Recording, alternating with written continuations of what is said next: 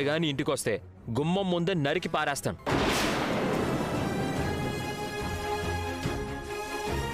ఏంటండి ఆ మాటలు? ఏయ్, నువ్వు నోర్మై. మళ్ళీ ఇంకోసారి వాడి పేరు ఇంట్లో వినపడ్డానికి వీల్లేదు. వాడు బాగా డబ్బున్న అమ్మాయిని చేసుకున్నాడు. వాడుగా ఇంటికొస్తే నాకు రోహిణికి మర్యాదలు తగ్గిపోతాయి. అవునవును, బాలు చెప్పింది నిజమే కదా. నాన్నని పోలీస్ స్టేషన్లో కూర్చోబెట్టిన వాడిని మళ్ళీ ఇంటికెలా రానిస్తాం? కుదరదు.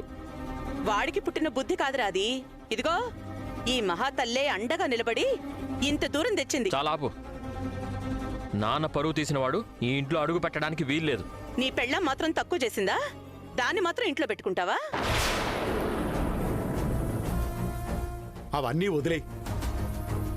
బాలు, మీనాని వాళ్ళ ఇంటికి తీసుకెళ్ళి దీని పుట్టింట్లో వదిలేసి రమ్మంటావా? మొహం పగులుద్ది.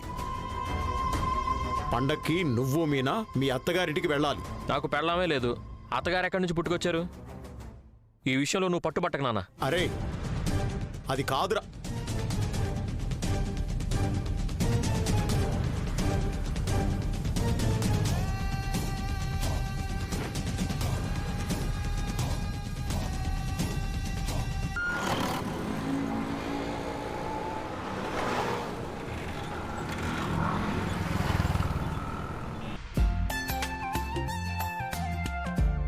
రోహిణి, ఒకసారి కళ్ళు మూసుకో. ఎందుకు? చెప్తాను, మూసుకో.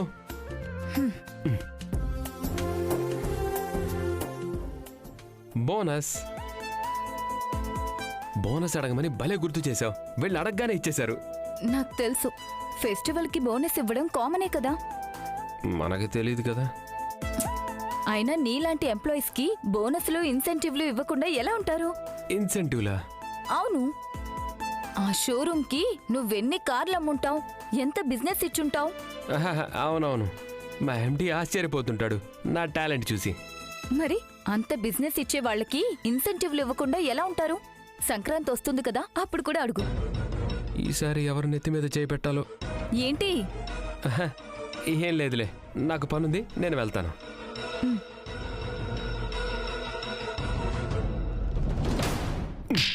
దేవుడా, బ్యాక్ టు బ్యాక్ నాకు ఈ షాకులేంటి? చా,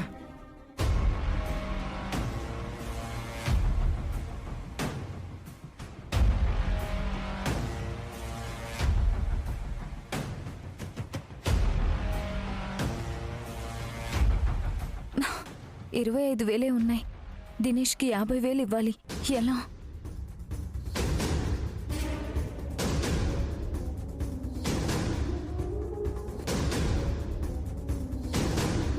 హలో, డబ్బులు అరేంజ్ చేశాను. ఎక్కడికి రావాలి?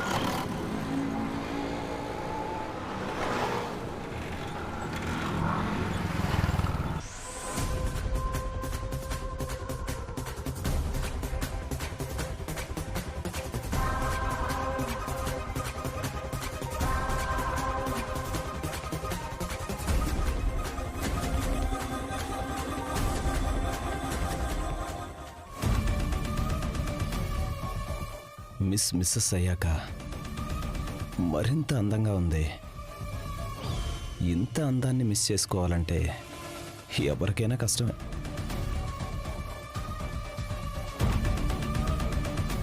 హాయ్ రోహిణి. సారీ, కళ్యాణి కదా. తలకు దెబ్బ తగిలాక అన్నీ మర్చిపోతున్నా. Sorry dear. Excuse me. ఎలా ఉన్నావు? అత్తారింట్లో అందరూ నేను నమ్మినట్టేగా? అది నీకు అనవసరం. ఓ, డబ్బు అడిగావు కదా, తీసుకో.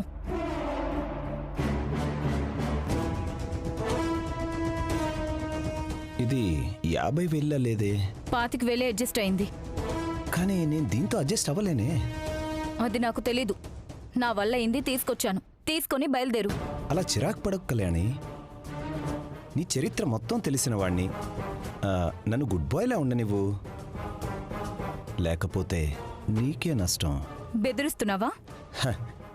నీ భవిష్యత్తు నా చేతిలో ఉంది అంటున్నాను. ఏం మాట్లాడుతున్నావు నువ్వు? పద్ధతిగా అడిగినంత ఇవ్వు అంటున్నాను. నీకు కావలసినంత ఇవ్వడానికి నేనేం నీ సేవింగ్స్ అకౌంట్ని కాదు. నో, నువ్వు నా ఇన్కమ్ సోర్స్వి, అలా మాట్లాడకూడదు. డబ్బులు ఏమైనా చెట్లకు కాస్తున్నాయనుకుంటున్నావా? నువ్వు తలుచుకుంటే కాస్తాయి. అంత లేదు. ఎక్కువ మాట్లాడకుండా ఇచ్చింది తీసుకో. ఏయ్, ఏంటి నోరు లేస్తుంది? నువ్విచ్చింది తీసుకోవడానికి నేనేమన్నా బిచ్చగాడిని అనుకుంటున్నావా? నేనెప్పుడు అడిగితే అప్పుడు, ఎంత అడిగితే అంత ఇవ్వాల్సిందే. నేనివ్వలేను, ఇవ్వను. ఏం చేసుకుంటావో చేసుకో.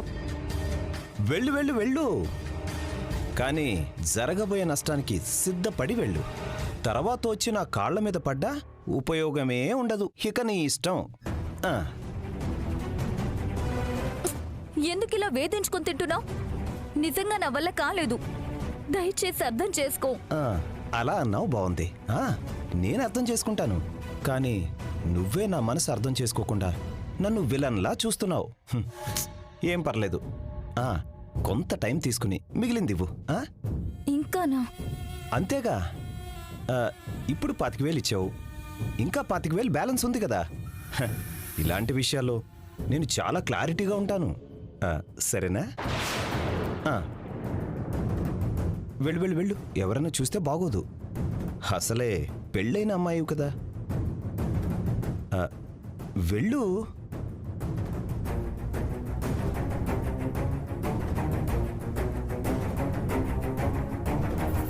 అది మిస్ అయినా ఇది దక్కింది చాలు.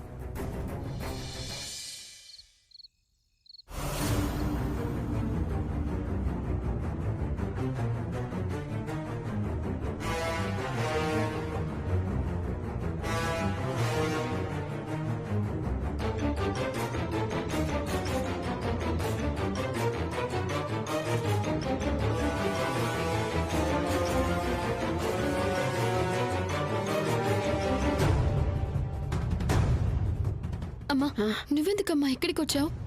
అది కాదురా, చెల్లెమ్మా లోపలికి రామ్మా.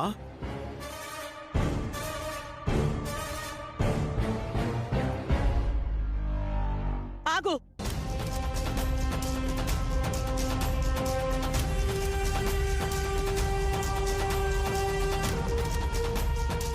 మీ కుటుంబానికి ధైర్యం చాలా ఎక్కువే.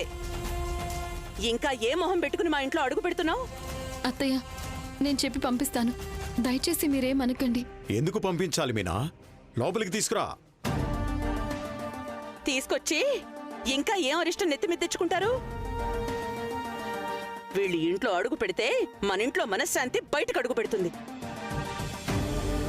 అర్థమైంది కదమ్మా. ఎందుకు మా అత్తగారింట్లో మనశ్శాంతిని పోగొడతావు? వెళ్ళమ్మా. అబ్బా, ఎక్కడ మీ అమ్మ మీద మాట పడుతుందోనని ఏం జాగ్రత్త పడుతున్నావే. నీ కూతురి పుణ్యమాని రేపు పుణ్యక్షేత్రాలు దర్శనం చేసుకున్నట్టు పోలీస్ స్టేషను, హాస్పిటలు బాగా దర్శించుకున్నావు. ఇదంతా నీకు తెలియకుండానే జరిగిందా? నిజంగా నాకు తెలియదు వదినా. అప్పుడు నేను ఊళ్ళో కూడా లేను. నా కూతురు ఆ రోజు గుడికి మాత్రమే వెళ్ళింది, పెళ్లికి వెళ్ళలేదు. అవును, బడిలో కూర్చుని సంతకం నేర్చుకుని సాక్షి సంతకాలు చేసి గుడికి పంపించింది, అంతేనా? ఆపుతావా ప్రభావతి? మన ఇంటి గడపలో అడుగు పెట్టిన మనిషిని అవమానించడం సంస్కారం కాదు. నువ్వు లోపలికి రామ్మా. రండి.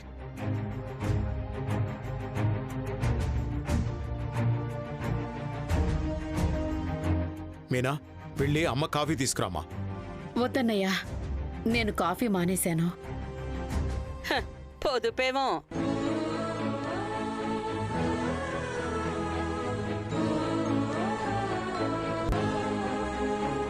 మీ ఆరోగ్యం ఎలా ఉందన్నయ్యా? మీ కూతురు పుణ్యమాని ఇప్పుడే కోలుకున్నారు.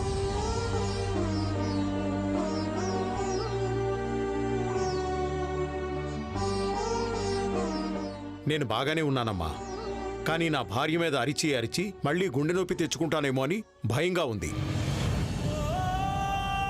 ఆయన నడిపించకపోతే నీకు మనశాంతిగా ఉండదా? ఇప్పుడు నేనేమన్నాను రా మీ నాన్నని? ఎలా ఉన్నారు అల్లుడు గారు? ఇంకా అలాగే ఉన్నానండి.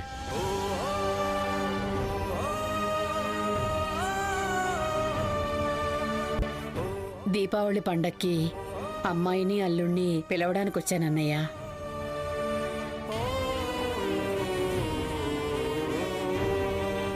అది ఆనవాయితీ కదమ్మా. మొదటి దీపావళికి కూతుర్ని అల్లుణ్ణి పిలవడం సంప్రదాయం కదా. కాదని ఎవరంటారమ్మా? నేనంటాను నాన్న.